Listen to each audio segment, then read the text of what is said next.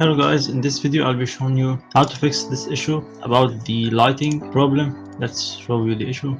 So when you start your game, you go to the scene and it will show darkness. Let's go back, try again, and it will be the same. And now let's try it from this side. Let's try to play it from the game scene. It will work also. And also let's try to build the game. As you can see, the lights works just fine when you build the game, but not in the Unity editor. So to fix it, just go to the scene that's causing this issue, head to the window and go to the rendering.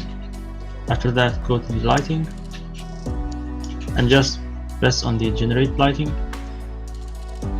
close it, and you will see here a folder that was created to generate lighting.